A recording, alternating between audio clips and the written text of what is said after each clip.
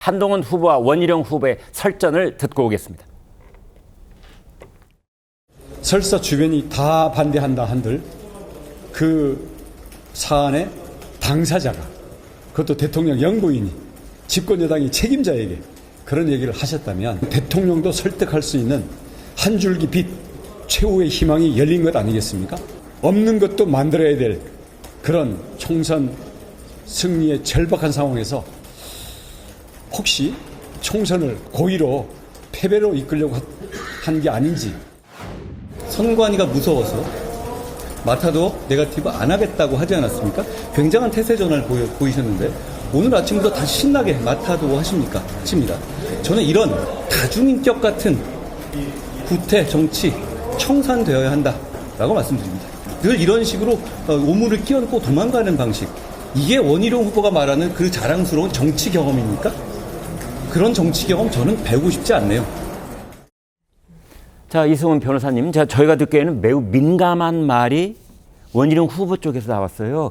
총선 패배를 고의로 이끈 것이 아니냐, 이 말인데요. 얼핏 듣기에 스포츠에서도 말이죠, 고의로 상대 쪽하고 이제 짜고 승부 조작 이런 얘기 있잖아요. 그런데 설마 총선을 민주당하고 한동훈 비대위원장이 짜고 승부 조작을 했다는 뜻입니까? 이거 어떻게 들어야 됩니까? 그러니까 이게 참 웃긴 게 네.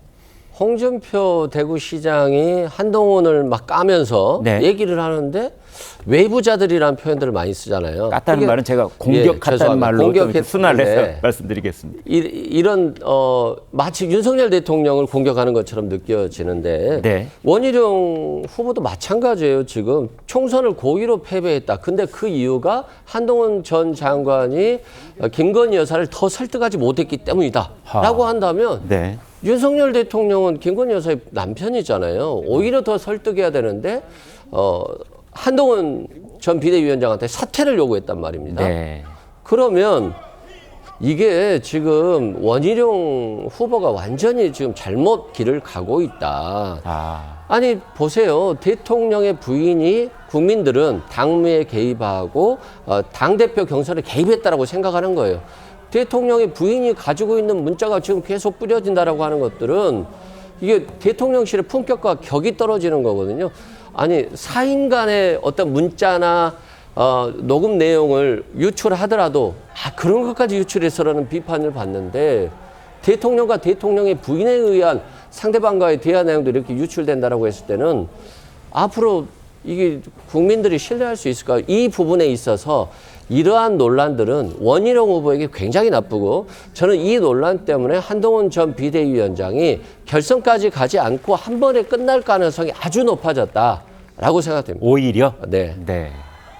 자, 원희룡 후보는 한동훈 후보가 사사로운 공천을 했다면서 의혹을 잇따라 제기하고 있습니다. 내용을 듣고 오겠습니다.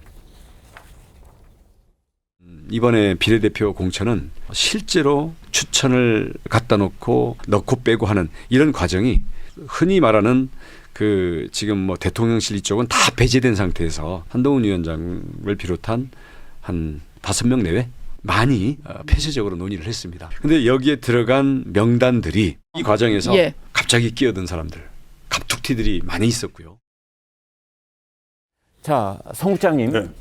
제가 아까 신문 읽어드리면서도 이제 한번 저희 궁금증을 제기를 했는데 대통령실을 빼고 뭐 몇몇 다섯이서 뭐 사천을 했다 이렇게 얘기를 하는데 대통령실을 뺐다는 게 무슨 뜻입니까?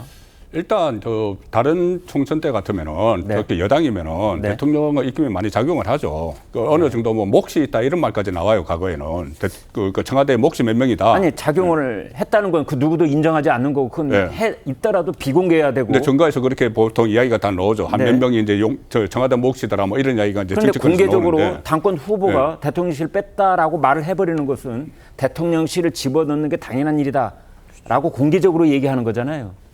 그런 논란이 있을 수도 있는데 이제 이렇게 설명을 하겠죠. 뭐냐면은 그때 네. 당시에 용산에서 용산 참모들이 한 40명 정도가 출마를 했는데 네. 공천을 받은 사람이 몇 안 돼요. 공천을 받은 사람이 거의 한 자릿수입니다. 네. 40명 정도 출마를 했지만은 그렇습니다. 그 전에는 그 문재인 정부 때는 한 40명 그때도 했는데 당선된 사람이 19명이었어요. 아, 예. 그러니까 거기에 비교해서 이번에 예. 이제 용산이 좀 배제가 됐다는 그렇게 받아들였으면 되고 예. 저렇게 이거 공천 이야기를 하는 것은 처음에는 기억하시겠지만 민주당에서는 뭐 비명 행사, 친명 행제 네. 이렇게 할 때 국민의힘은 공천 자범이 없다고 상당히 잘 된다는 이야기를 했지 않습니까? 네. 그리고 한동훈 위원장이 새로운 그 파격적인 그 모습도 보였죠. 가령 예를 들어서 함은경 아니면 뭐 이렇게 그 마포에 가가지고 그렇습니다. 마포는 여기 뭐 하고 또 네. 그 원희룡 그 계양을 가서도 그렇게 했어요. 맞습니다. 그 김경률 또 마포하고. 네. 그런데 그런 부분에 대해서 지금 이제 사천이라고 이야기를 그 하는 그 한 지로로 이야기하는데 그때는 그게 신선하게 받아들였어요. 네. 그런데 이게 막판에 가면서